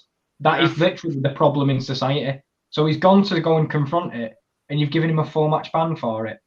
It's not a good look, in my opinion. I mean, I'm not to defend the guy, but then at the same time, you have to look at it and say they have to do something, or else if fine him. Fine him or something like that. I think 4 is very harsh, but I mean, I don't even think he should be fined because he technically hasn't done anything wrong. If that was another fan who had gone up the steps and had a word with him, there'd be nothing. But because he's a player and he's gone from the pitch up, that's where the problem is. But it's not a problem. They have to. I think they have to look at it at the same time and say, well, they're moral people, aren't they? You know, they're people that others look up to. And at the same time, if you've got, and it's not to defend a racist or anything. It's it's absolutely wrong what's happened, and the 4-match ban isn't fair at all. But at the same time, they have to look at it and say, well, he has gone and attacked someone, and that doesn't look good for them, even if it is a racist person. Which is a very bad way to look at it, and it sounds like I'm defending the person that was racist. But if you're like, if this happened in the Premier League, let's say, and welcome by the way, Premier League fan channel, thanks for joining us.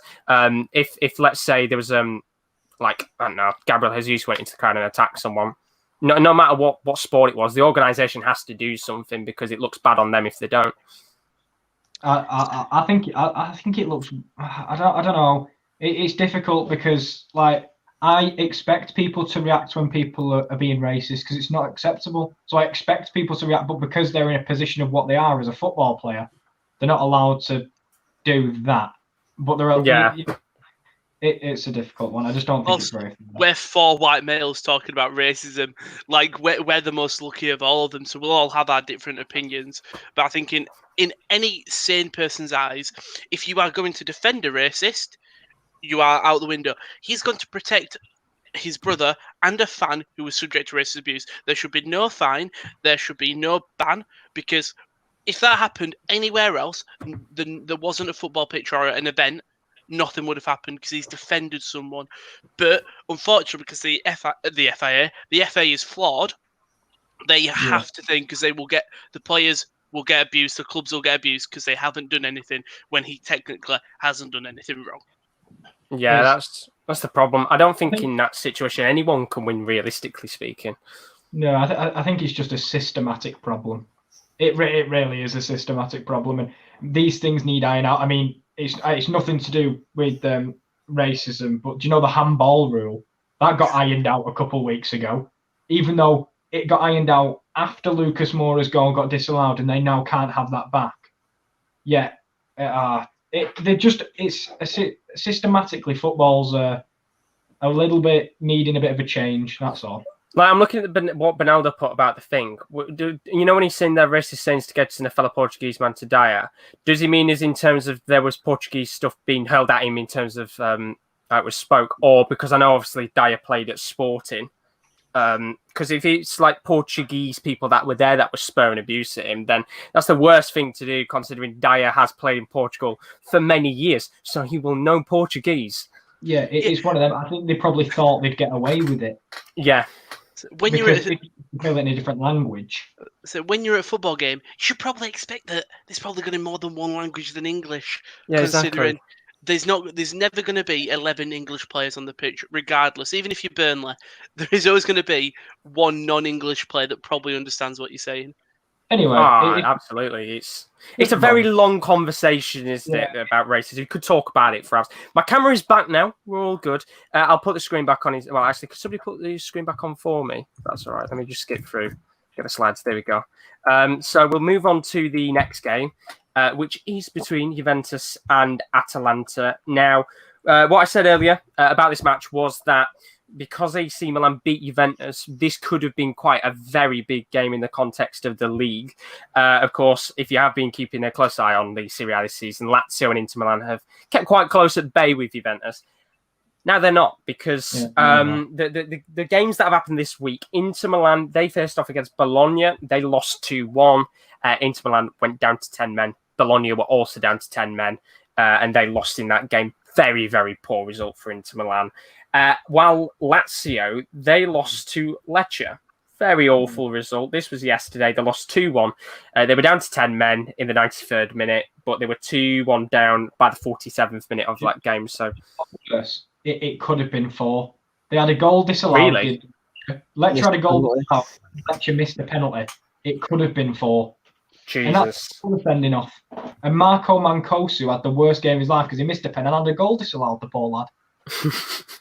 There's still one, and this is catastrophic for not just Lazio, but for Inter Milan as well, because originally, when I wrote these notes down last night, Juventus were 2-0 up, so I put that Juventus were going to go on a 5-game win streak from when they've started. Of course, they're now not. Atalanta are the most informed side in the league now because of Juventus lost. They've won all their games since they've come back. They've been firing as you would have expected them to. Of course, we spoke about it before, them being the league top scorers. Fantastic season for them yet again. And it's very interesting now because Atalanta were outsiders for the Champions League. They've now definitely got it again. 63 points. They are 14 points ahead of 5th place Milan, so it's pretty much guaranteed now. There's about 7 or 8 games left, so technically it's not, but it's going to be very hard for the gap to be reached. They can now go into 2nd place. They play tonight a game against struggling Sampdoria, who are currently sat down in 14th place and still trying to fight for survival. So if they win this game tonight, they will go to 66 points. So they'll move ahead of Inter Milan into 3rd place. They'll only be 2 points behind Lazio. They'll go into this game firing on all cylinders. Josip Ilicic has been out injured. He's now back. He's been on the bench for quite a bit, kind of coming on and off for little appearances here and there. But even without him, there's been a certain Luis Muriel, former FIFA legend if you've been playing it. He's really coming to his own now. You know, he's always been remembered as a player for FIFA-wise. He should now be appreciated as a good footballer. He's scored 16 goals this season. He's been coming off the bench a lot and banging in the goals. He's been playing a lot recently, still scoring goals. And now, Atalanta have a great chance to move into 2nd place. But of course, Juventus, after that big loss, they'll be looking to bounce back, praying that Inter Milan, Lazio, and of course Atalanta, who they are playing, will drop points against them. And if they do drop points, then there's a great chance here that Juventus will go 10 points ahead. You know, the league is pretty much now finished, considering the situation between Lazio and Inter Milan. They would have to require Juventus to go on a very, very terrible run of form. Of course, they've still got some games against bottom teams, Juventus, so it's likely that even if they were to lose the games against, I think they've got a game against Lazio still to come. Even if they lost those games, they'd still pick up points against the bottom teams and win. Could Atalanta get into 2nd here? They haven't, and this is a very interesting stat that I looked at before the match. They beat them recently in the Coppa Italia. That was the last game they faced off against each other. I want you guys to take a guess. When was the last time do you think Atalanta beat Juventus in the league? 2009. No. The fact you're saying this makes me 1932. That's a long, long way off. Oh, right, okay. The way you said it, a little bit too far off. Yeah, that's all right. It was closer. 2001. You are absolutely bang on, Kieran D. 2001 was the last time Atalanta beat Juventus in the league. Wow. Well, which is an absurd stat. Pulled that out. Could this be the time for them to finally break that 19-year duct? Maybe. I think No. it's going to be a high-scoring game. I mean, Are we doing predictions for these, by the way? Yeah, we'll do predictions at the end. I'll add them all in together. Right. I mean, Juventus coming off a loss, so there's a big chance. I think it's more for Atalanta. Atalanta, there we go. Just because Lazio drop points. If you want to cement yourself as that second best team, make the most of like the Lazio fail. What it is, they'll have that sort of not pressure. What's it called? The intensity to go. Well, they've failed. Juventus have just had a horrific loss. Why not go balls to the wall and just fuck it? I mean, they absolutely do. They might as well. I'm looking at the results. They beat Lazio 3-2. We talked about that. I think that was last week or the week before. They beat Napoli 2-0 last Thursday. Good result. And it comes back to the point which KD said right at the very start of when we looked at this game. They score goals and this will be a high-scoring game. You compare Juventus and Atalanta stats-wise. Juventus have scored 65 goals this season. Atalanta have scored 83. That is a phenomenal stat. And even defensively, Juventus have conceded 30 this season. Atalanta have conceded 39, which doesn't sound like a lot. But, of course, the teams above them, Inter Milan and Lazio, have conceded less. It's such an interesting game, this one, because I think it's so hard to predict score-wise what this match will be. As I said before, probably a stat that will be not buried in their heads necessarily, but if you kind of look at it in detail, not beating them since 2001 in the league is quite bad. I mean, of course, Atalanta haven't necessarily been this big club for a long time. It's only been like this last 2 or 3 seasons where they've started to become a top 10 club. They usually used to linger around the relegation zone and things like that. So it's been a big change for them. They've still got Champions League, right? Yeah, they're still in the Champions League. They beat Valencia. I think it was 8-3, 8-4 in aggregate. 8-4 in aggregate. Something strange. You know what? If they finish second, they must think, well, if we've got second now, why not go win Champions League? They ain't going to win the Champions League. I mean, politely. I mean, do you want me to do another outrageous bet? If Go for it. Atalanta win the Champions League, one of you 3 has to dye their hair blonde. Right. And we'll spin it on a wheel so it's random. Hang on. No, I was about to say, knowing wheels, I know where it's landing. When did I agree to this bet? You agreed. Wait, do you think Atalanta are going to win the Champions League, Kieran? Probably not. There you go. That's you agreeing to the bet. That is not fair. I don't think they'd win it, but I do feel like But so they Rowan, could surprise someone. So if they don't win it, what do you have to do? Nothing. I'm not fucking stupid. I'm not. Right. Okay. It's very likely they're not going to win it, but there's a chance. When there's a chance. Away from the mad hair bets, in terms of Atalanta, though, I do think this is probably the best chance they've got of beating Juventus, because Juventus, even though they haven't looked the best, no one's capitalised. The title race is over. Juventus won't really care. Well, they will, because it's not mathematically impossible. But I can just see this one ending in a draw. And the fact that Ilicic has been out, and Muriel, for me, has been a journeyman of a striker. In 9 years, he's had 8 teams, and 5 of them have been Italy. He's basically been touring the country. So for him to finally find a home where he's scoring goals is nice to see, because, as I say, I just think he's been around the block a little too much. Yeah, I mean, he's been at clubs like Fiorentina and just all over the place, Sampdoria, to name a couple of them. And now, as I said before, I think a lot of people used to look at Muriel and just appreciate him for the fact he was a very good FIFA card all those years ago, and still technically is, but he should be appreciated as a good footballer in Serie A, because 16 goals this season. He's right up there in the top scorers, and he's now actually gone past Josip Ilicic. Ilicic is on 15 goals, of course. He has been out injured for quite a bit of time. I don't think he's really played much since they've come back from the break. This has been his best goal return since the first club of his career. Oh, absolutely. Genuinely, he's been at other clubs and he's like a 1 in 4 1 in 3 kind of guy, and he's finally dropped himself to that striker range, which is usually 1 in 2, and around that area. So he's not, as we've said, he's not been the most clinical over his career. However, now he seems to have, maybe he's a late bloomer, at 29 now.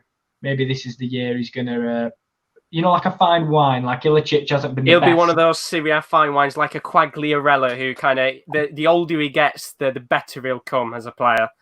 Yeah, like Ilicic, who was not on anyone's radar until he really stole the show at Atalanta, and he's like 32, isn't 32, 33.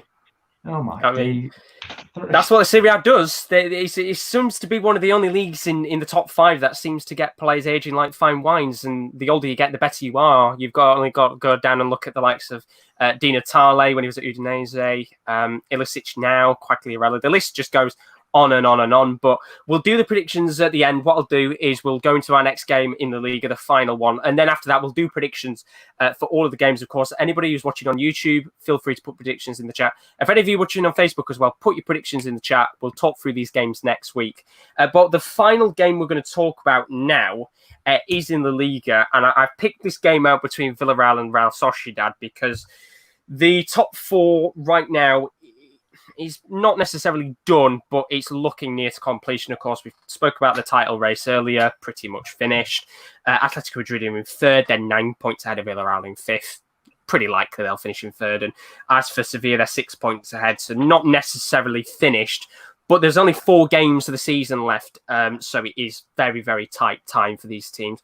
Now, I've picked this game out specifically because we haven't really spoke about Real Sociedad on this podcast much, if at all. I think we've maybe briefly spoke about them. And I think we've probably talked about Villarreal very slightly as well. But they played a game against Barcelona a couple of days ago. I did that on a watch-along, 4-1 to Barcelona. Fantastic match to watch in terms of the goals for Barcelona, not necessarily for Villarreal.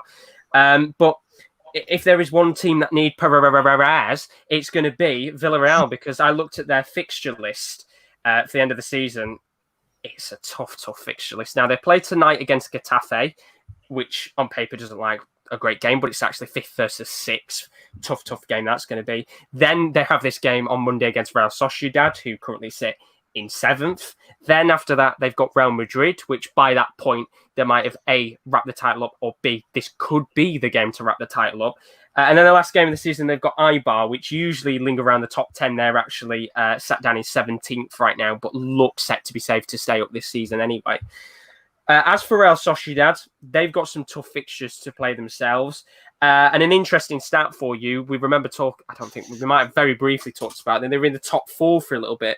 They've not actually won it. They've only won 1 game since they've come back, and they've played 6 or 7 now. So when the season came out, they lost against Alaves 2-0, lost against Real Madrid, which you would expect, lost against Celta Vigo, who at that point were lingering around the relegation zone, lost to Getafe, who are a rival right now for the European spots. They beat Espanyol, who are bottom of the league, and then they beat Levante, who are towards the bottom end of the table. They're really, really struggling right now. And in terms of their fixtures that they've got left, it's not really easy for them either. They've got to play Granada on Friday night, who are in the top 10, Villarreal on Monday, who of course are 5th, Sevilla in 4th, and Atletico Madrid in 3rd. So both of these sides have got ridiculously tough fixtures left. Can these sides keep in the race? Because I'll give you a brief breakdown of how it's looking right now. I'd say probably you're looking at from 10th to 5th here for the European spots. So in 10th, you've got Granada on 47 points. 9th, you've got Bilbao on 48 points. 8th, you've got Valencia on 50 points. 7th, you've got Real Sociedad on 51. 6th, you've got Getafe on 53. And 5th, you've got Villarreal on 54. It's still quite tight down there in terms of positions. And once again, a lot of these sides have got to play off against each other. I said before about the Premier League, the game being about the battle of the bottlers between Arsenal and Spurs. Is this the game of the battle of the bottlers in La Liga when you're looking at it on paper? Because both of these sides, Villarreal probably looking the better of the teams, of course. If you take out of account that game against Barcelona, the 4-1 loss, they've been doing quite well. They beat Valencia, they beat Betis, picked up a good draw against Sevilla, who have been high-flying. But they could potentially drop out the European spots here. Yeah, I mean, you talk about Villarreal's thing. 6 games, 4 wins, 1 draw, 1 loss. Sociedad, 4 losses in the past 6. That is shocking. I mean, I was going to say, like, you talk about the European spots, but Valencia are not doing particularly amazing as well. 3 losses in the last 6. Bilbao 2 in the last. I say Bilbao probably got the best chance in terms of out of them. Sociedad, Valencia, Bilbao. I actually we'll have Granada in there as well because it's only 4 points to the European spots. None of the teams look confident. I mean, No. Getafe only picking up 1 win, most draw. At least they've got points. But yeah, I don't know when we're doing predictions, but it's not looking strong for any of the teams. Yeah, we'll do a prediction in a second. What we'll do is we'll go backwards. So we'll predict this one first, then we'll do the rest afterwards. But it really does look like the end of the Premier League season last year, where none of these sides. I'll take Villarreal out of the equation here because a 4-1 loss against Barcelona isn't necessarily a bad thing. You know, it's very hard to beat them. And as I said on my watch along, that game always brings goals, but it usually goes Barcelona's way, and it absolutely did. But before that, Gerard Moreno. He scored 3 games in a row now. He's looked really, really good, including scoring a goal against Barcelona. But as you said, you look at the rest of the pack, Getafe, Sociedad, Valencia. I remember looking at the table, I think before the break, and Sociedad, I think we're in 4-4 third or something like that. They were absolutely flying. Odegaard was doing fantastic there. Alexander Isak, the young Swedish striker, was banging in goals. And they just seem to have lost their confidence. Yeah, it's the thing is, we talked about it thingy, but all these like Getafe, the team who were touted to finish at 3rd, possibly above Madrid, weren't they? Atletico, that is, and then they sort of just have dropped off to 6th. I mean, fair play to Sevilla, they were picking up wins, but if you're Getafe, you're probably the most nervous team, just considering where you were. And I was going to ask you, sorry, go Kieran. I just feel that's the way it is with La Liga.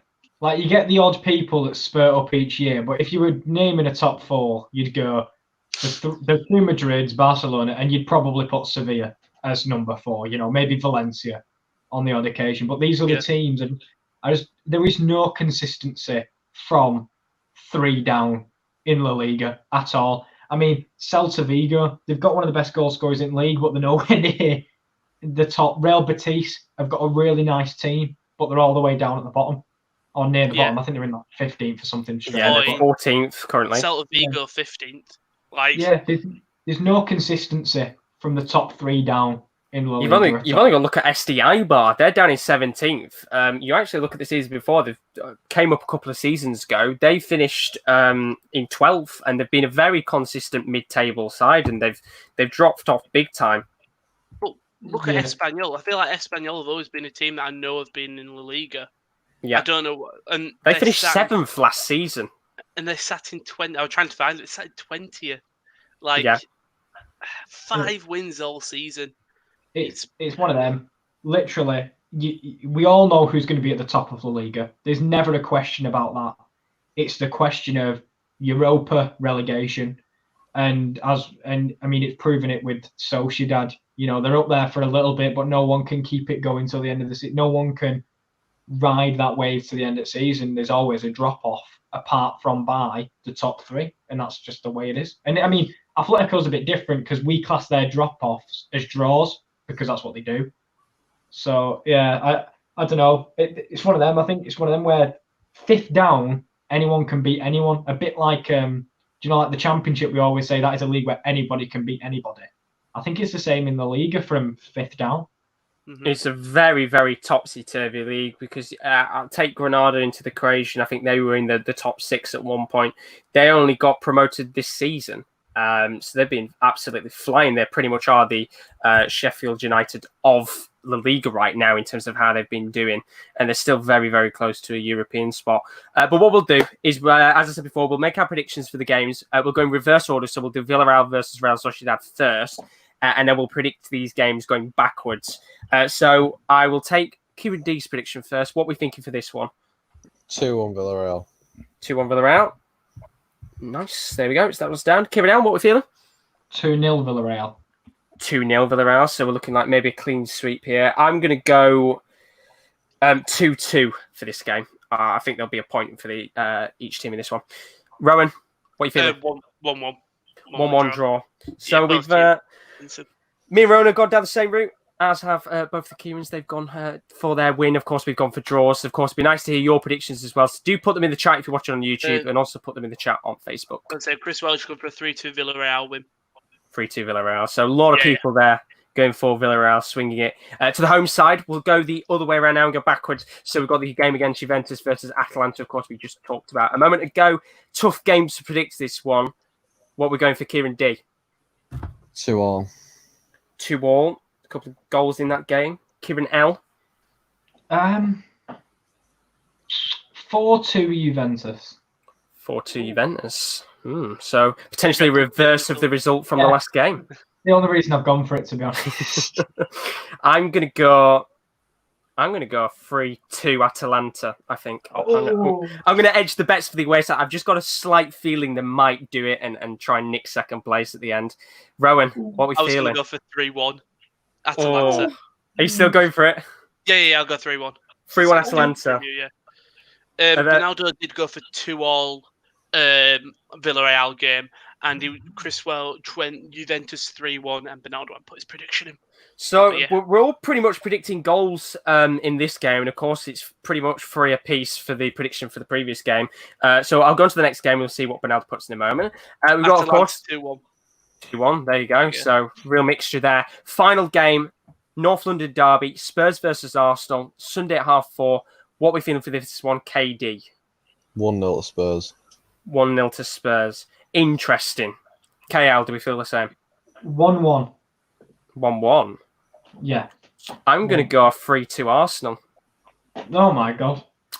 This game, I always feel like this game's never shy of goals or drama. There's usually there's one game a season usually where it just goes all out. Yeah, but Mourinho hasn't managed in a North London derby yet. Mourinho doesn't have 5-goal thrillers. Not having that. No, he doesn't. He has 7-goal thrillers, 4-3 Spurs. Go on. That's what we like to see. And then Chris Welch went, I think he went to his own scroll up. Yeah, he went 3-1 Tottenham, and Bernardo went Spurs 2-1. Come on, you Spurs. # no clean sheets.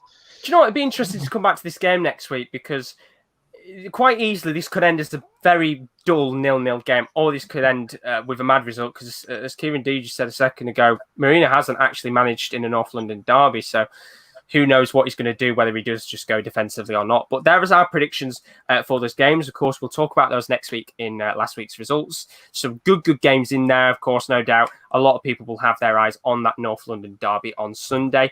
I just thought as well, I wanted to pick out a couple of other games. Of course, we're in a section of the season now where there's some other games going on in the background that we don't really get to talk about, that we miss out.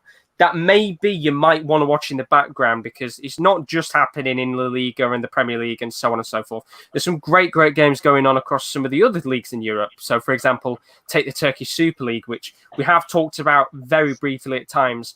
That is still quite close there. So if you wanted some other games maybe to watch over the week, keep your eyes out for these matches.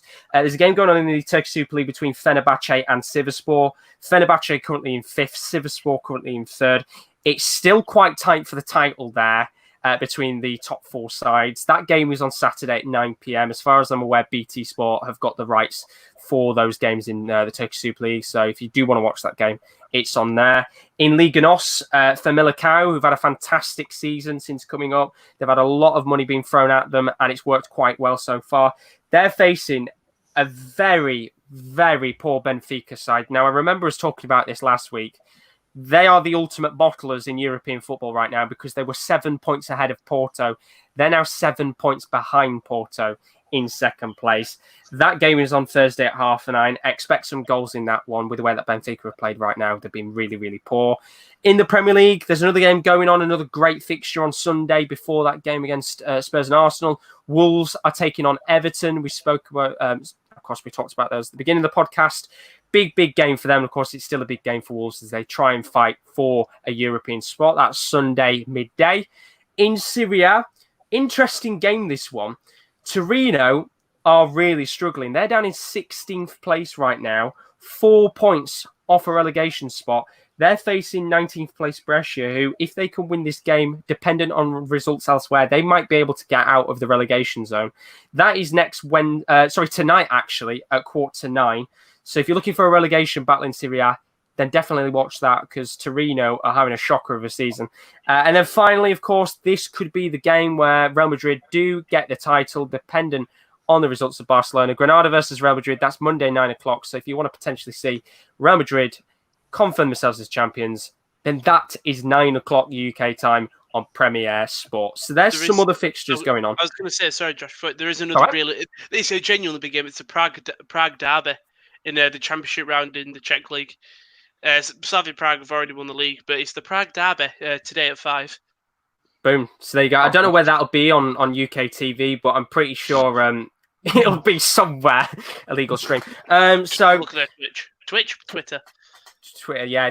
Keep your eyes out, because there are some good games going on. I said we tend to look at the main 5 leagues, but we do tend to talk about some smaller leagues here and there. So maybe you are an Australian league fan, for example, that's watching this. We do talk about A-League games once in a while. I know that is starting up again quite soon. Very soon. I think in a couple of weeks. In a couple of weeks' time. So some good games going on. So if you want something different, keep your eyes out for those games. They are accessible, all of those games, on UK television. But if you're wanting something over the next couple of weeks that's on our channel, there's something big happening on July the 10th. Now, if you haven't seen and you're not aware, of course, the Champions League is coming back in August. And before that, there needs to be a draw done for the next stage of the competition. Now, they've changed it up very slightly this year. So what they're doing is they're going to draw the quarterfinals, then the semi-finals, and the finals all at once. Now, for those of you watching on Facebook, as we're currently recording this, I don't know whether it's going to be live on Facebook or not. I'm just waiting to see if we can get some confirmation for it. But there is the Champions League and the Europa League draw taking place on Friday. We're going to be live at 11:45 a.m. UK time. The way it's going to work, the Champions League draw takes place midday, and then straight after that, 1 p.m. UK time, we're going to have the Europa League draw taking place. Once again, same system, quarterfinals, semi-finals, and the finals are going to be drawn out. So we will exactly know what each team's specific path is towards the final. So you can come and join us, youtube.com/thesportscorner for that. In terms of those of you watching on Facebook, I don't have official confirmation yet whether it'll be live on Facebook or not. So hopefully we'll be able to find out soon. But keep your eyes out for it. It's going to be a big draw. We're all going to be in the building for this, 11:45 UK time. Link will be in the description, as always, for that. And talking about other stuff on the channel, I could take my PowerPoint off there. We do have a lot of other content as well. Of course, the Wrestling Corner. We have a new episode available of that. That was available yesterday. What did you talk about on that? Well, it's both companies going head-to-head. So we've had the Great American Bash, the Bash, and we have had a Fighter Fest. We've got week 2 coming up tonight. Yes, Wednesday, so tonight. We did the regular main event this time. What did we do? Universal Champions and Raw Tag Team Champions. So see how far you can get in that. So keep your eyes out. As I mistaked last week, it is not the big American Bash. It's the Great American Bash. And, of course, all the content is available. If you do really like your wrestling, highly worth watching it. Rowan and Simon, they're fantastic on it. You can access that now, of course. The new episode is available as of yesterday. As for the other podcasts, of course, Wednesday, we do have the Top Corner podcast available 3 p.m. Every single week. We are looking to get that now permanently running on Facebook as well. So you might be able to watch that live on Facebook every Wednesday at 3 o'clock too. Don't have confirmation as of that yet. And then the other podcast we have is the NFL Corner, which is available at some point in the week. It does tend to change. Is it available on a Thursday this week? If awaiting confirmation from Will, it will be up tomorrow. And we are trying to get a bit more streamlined, but again, we've just got someone's got a job. Like someone that does this has a job. Like they actually do some hard work. So we've kind of got to work around that, but it should be tomorrow. It does become a running thing because we always get towards the end of the podcast and I have no idea when it is. So I have to try and take a punt if it's on a Thursday. But you can keep your eyes out for it. There's a lot of tier lists going on in the background. Of course, NFL is coming back in September. By the looks of it, however, with the way America's been going with the COVID situation, I'm hoping it comes back in September, and I hope we have a regular season, but they're not exactly treating it the best. We didn't talk about that, did we? Who is it? Is it Dallas that have dropped out of the MLS tournament? Yeah, I have a slight worry this tournament is not going to go on because there is a lot of cases going on in the background right now when there's a couple more clubs looking to drop out. Florida's the worst at the moment, and I love Florida, but Florida is the worst place for coronavirus cases at the moment in America. It's because they held everything. Literally, that might be it. I mean, I am so glad that the UFC upped and left to their own island that they in Abu Dhabi.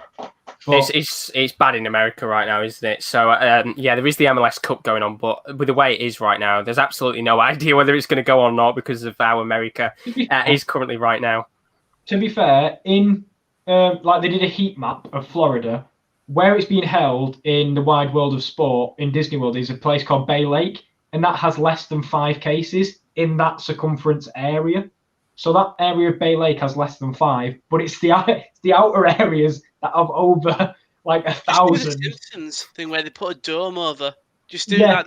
Do it with Leicester in England. Just do it with that in America. Yeah, no, I think they might need to at this rate. Yeah, that area is not so bad in Bay Lake, but it's the areas surrounding it that's horrific. Yeah, but we'll move on from America. And very quickly, of course, one last thing on the channel as well. We're going to move from America to Austria because on Sunday at 10-2, we did this last week. Fantastic watch along. I want to say a big thank you to everybody that did turn up. It was just a nice tester for us to see that it worked or not. It went really well. And Rowan, you're going to be back 10-1 for some more F1? Yeah. So we also did it last week. I didn't expect it to be as good as it was. And then luckily, the race was incredible. We had 9 DNFs. We had penalties. We had the final lap setting the fastest lap time. People doing drives that we didn't even get to talk about because there was so much going on. So yeah, we're back for the right. This is where the pronunciation thing. So I've heard it being called the Styrian Grand Prix, but it's spelled Steiermark. But I've heard Styrian, I've heard Steiermark. So it's the F1 Austrian Grand Prix version 2, basically. They're back there. They've spent an extra week there, and yeah, hoping we can get a very similar race. I think there won't be as many DNS because would have had a whole week to fix their issues, but it's going to be a very fun thing here. So I'll be back there 10-2 on a Sunday. There you go, 10-2 on Sunday. Keep your eyes out for that. It does sound a bit like me playing F1, just crashing into people and getting lots of time penalties. That's the problem. There was no crashes. Really? Like it was a 1-on-1, like that would take them out of the race. 2 people's tyres fell off.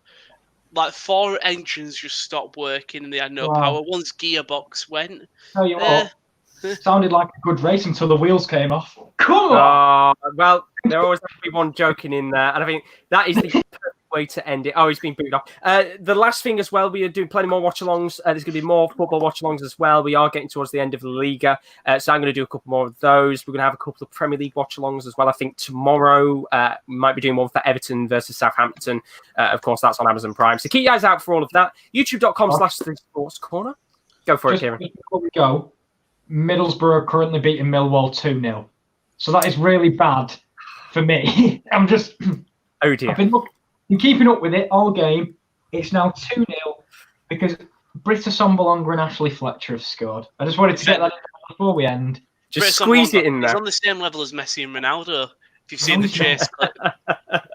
Oh, bad times for Hull fans. But we'll end it there. Hopefully, maybe by the end of the game, there might be an unbelievable comeback. But thank you once again, Rowan. Thank you, Kieran D. Thank you, Kieran L. Thank you. Greatly appreciated as always. Thank you very much. We'll be back next week, 3 p.m. UK time for some more fixtures, more content, and hopefully I can get my words right and say press properly.